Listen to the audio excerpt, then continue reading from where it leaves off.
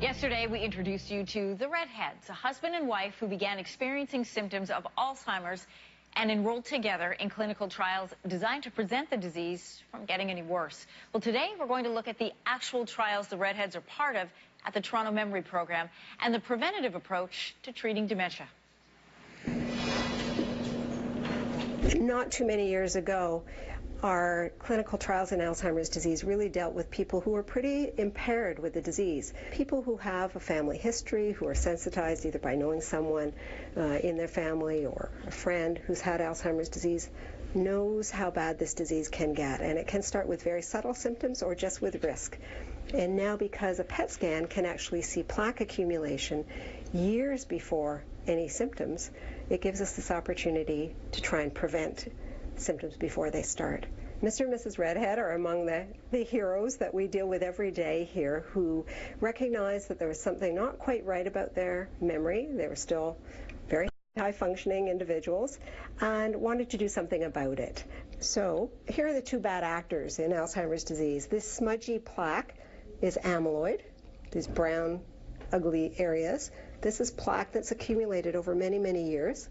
And these sort of dashed black areas are tau, two proteins that are nasty, shouldn't be there, certainly not in this quantity in the healthy brain. And if we leave this unchecked over years, the brain is ravaged. Ah, very nice.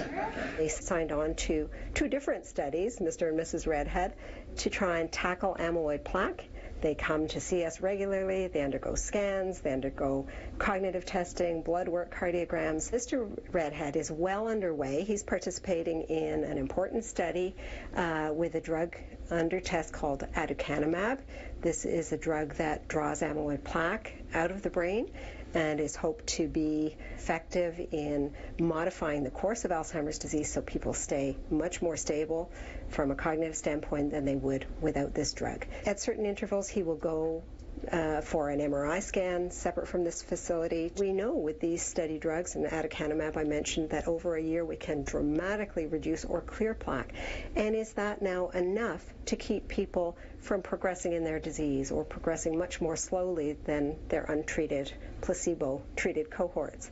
With Mrs. Redhead, her study drug was in the form of a pill that she would take daily, and she would come for visits not monthly.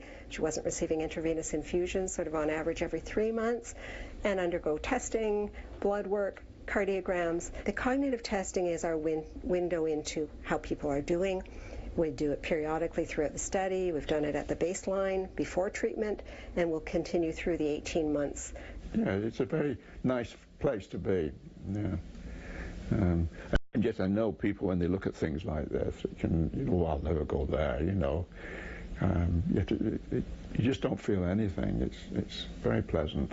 There's this stigma of, cognitive impairment and Alzheimer's and clinical trials and being a guinea pig, and we need to get rid of that. That's just not appropriate.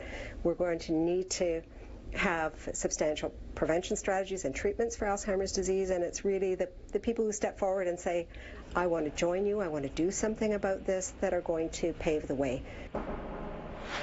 The Toronto Memory Program is leading the way for preventative Alzheimer's studies in Canada. You can head to yourmorning.ca for more information on this approach, the Toronto Memory Program, and how you can get involved today.